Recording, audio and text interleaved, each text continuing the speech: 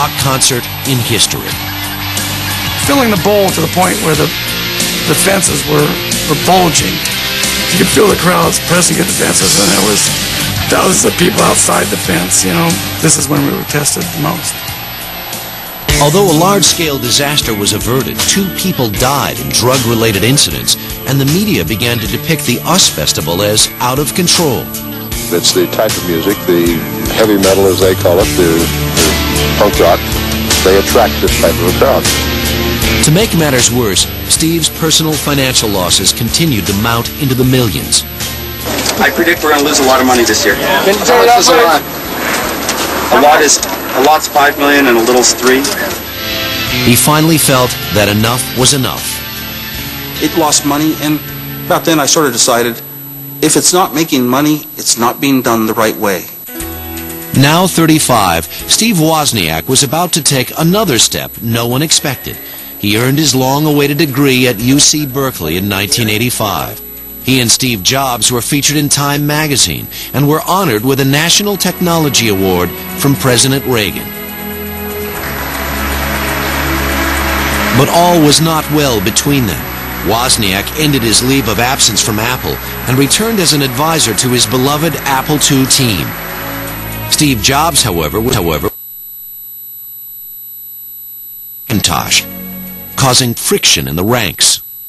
There was a lot of bad morale. We had a shareholders meeting or something, and there wasn't even the word Apple II mentioned, and we were still the major selling computer in the company. As a founder of the company, people would come to him with lots of complaints when the system wasn't working for them. So he was definitely exposed to some of the political frictions, and he never had much stomach for that. In a move that stunned the computer world, Steve quit Apple in 1985.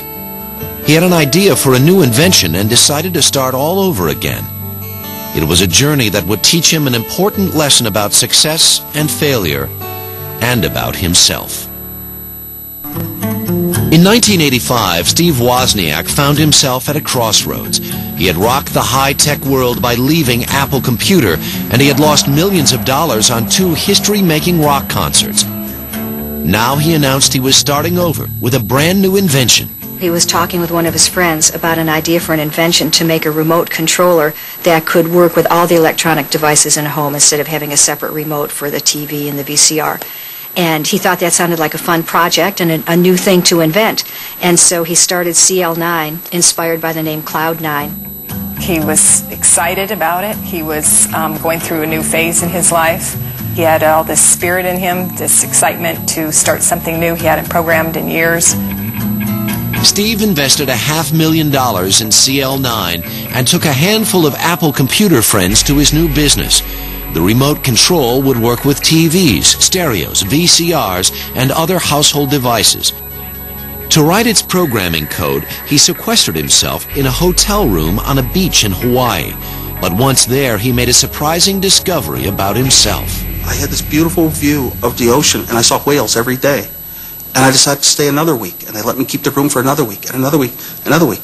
I stayed there about a month, and I didn't write a bit of code. And you know what? I just sort of, decided I wanted an easier time.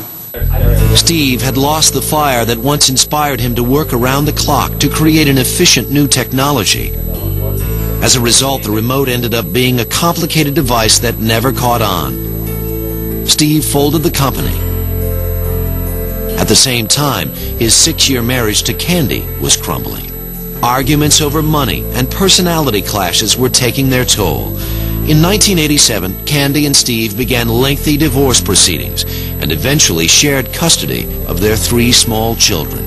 I think Steve was devastated by the failure of that marriage. He had gone to counseling. He believed marriage was forever.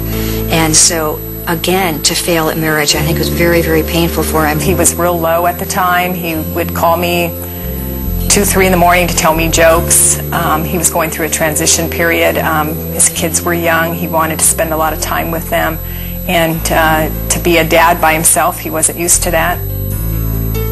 Around this time, rock promoter Bill Graham approached Steve about a project that would take his mind off his problems and provide a change of scenery.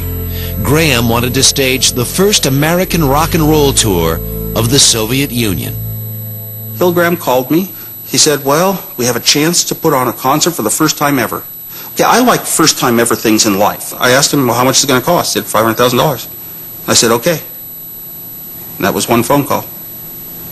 And basically I said, can I have permission to bring 10 friends? Steve footed the bill for concerts that featured Carlos Santana, Bonnie Raitt, and the Doobie Brothers. He used the opportunity to preach technology to the Soviets and was touched by the reception he received. Steve was getting as many questions about the technology as we were as musicians, and I think he was a bigger star probably than any of the rest of us at that time. The music, though, brought two worlds together. Probably the coolest moment of the night was when the concert started and they released hundreds of white doves into the air, and I mean, I could hardly breathe watching them fly out there, and I felt tears coming to my eyes. The trip was also an eye-opener for Steve. $500,000 was only a fraction of the cost of the US festivals, but he felt that helping world peace